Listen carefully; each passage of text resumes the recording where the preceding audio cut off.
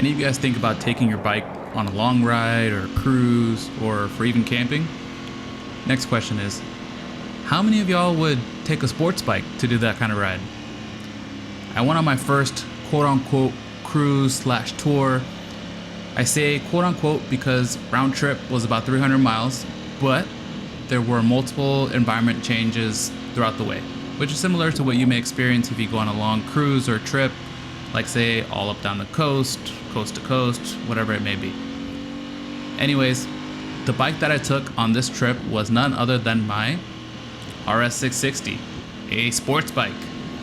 In today's video, I'm going to talk about my experience, some tips for you if you decide to take a sports bike on a long cruise or trip.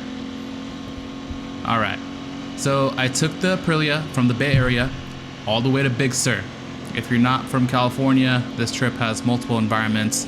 You basically start in a big city type area, go through long, boring highways through the countryside, then you hit the Pacific Ocean coast, and then you kind of go in and out from the coast and then this forest-like area.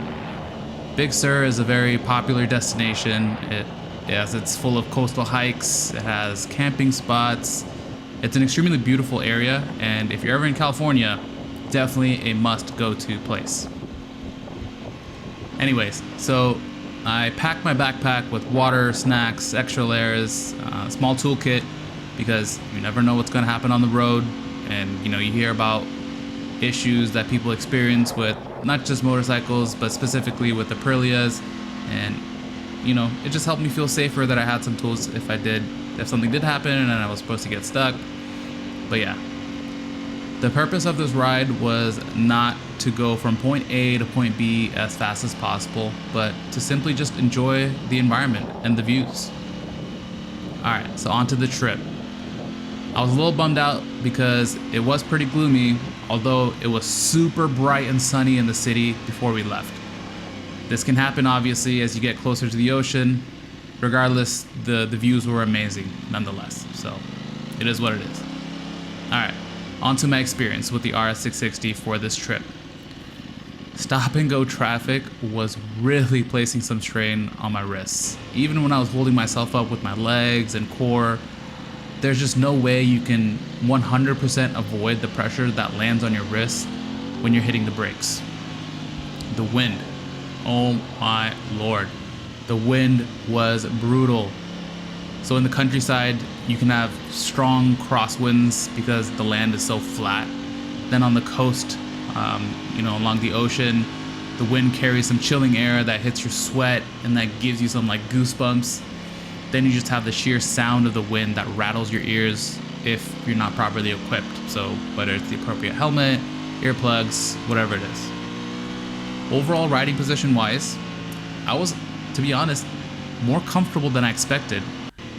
Maybe that was partially due to the wind, because I was kind of using it to push me up, if that makes sense. The stock seat was very comfortable. I had no strain on my booty whatsoever, so that was nice.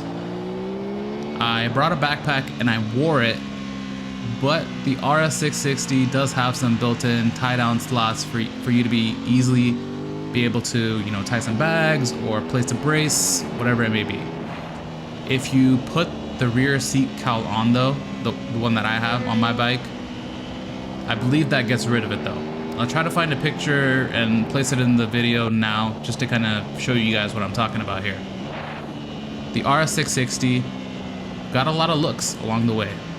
Kids were sitting in the back seat of their cars looking all bored, and then all of a sudden they'll stick their faces to the window, which was a cool feeling. I remember going on trips when I was a kid and seeing a motorcycle and I would be so enamored by them. It's cool to be on the opposite side of that now, but this is totally not something that's unique to the RS 660. It can happen to anyone on any bike, but just kind of sharing my experience here. Anyways, so I even made a little biker friend along the way, and we cruised together for a little bit, which was awesome. I met him at a gas station, and then when I was stopped, and then he eventually caught up to me because I had left before him, since I got there before him, obviously. But yeah, it was nice just kind of cruising along, overtaking cars together. It was really fun. Overall, I had a lot of fun on this trip.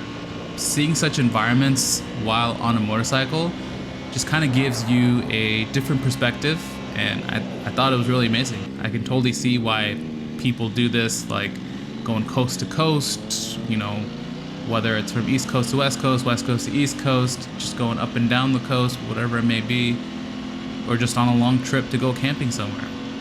I can really see why people do this. It's awesome.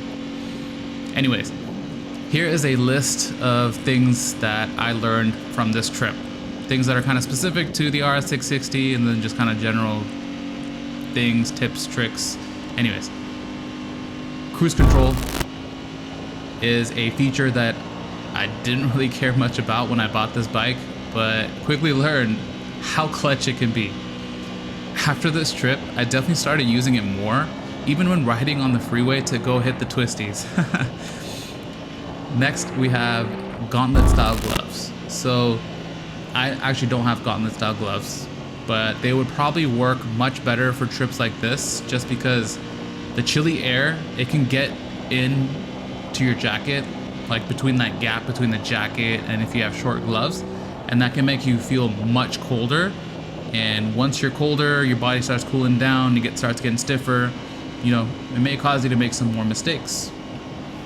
Definitely bring water and snacks for sure. If you have like a camelback, that would probably be the most ideal. I didn't, so I just made some stops to drink water, eat some snacks, which kind of doubled as like a stretch break for me, which was nice. Definitely dress in layers. The weather can change very quickly, especially when you're near the coast and all that wind is just blowing. Earplugs. This is an absolute must. The wind can really cause some damage. I ride with earplugs everywhere I go, but I know some people out there just kind of try to rely on their helmet to keep the wind noise out, which, you know, to some degree does help, but it's definitely not enough. If you want to use the RS660 for cruises, maybe getting a taller windscreen would help with providing some better overall protection. This type of riding really exposes you to a lot of different riding scenarios, which ultimately improves your riding and situational awareness, right? Coming back to comfort, I had no pains, no soreness. However, it's definitely not as comfortable as like naked bike ergos, and I can't even speak for longer road trips, so keep that in mind. Overall, like I said, this was a really, really cool experience. The RS660 is starting to feel more like a jack of all trades to me. I can see why folks would definitely get adventure bikes though. It makes sense.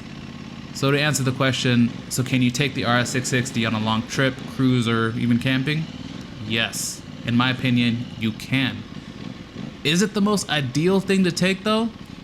Nah, but it's definitely not the worst. Maybe a more dedicated sports bike like the R6, R34, R1, etc., is something that I would probably avoid for trips like this. To be honest, my back just hurts thinking about being in that situation. Anyways, guys, this is the end of the video for today. If you guys have any questions about the RS660, comment down below. If you have any suggestions on video topics, anything that you're curious about for the RS660, let me know, and I'll try to make a video for it. Alright, well, as always, thumbs if you enjoyed it, subs if you guys loved it, and I'll catch you guys in the next one. Peace.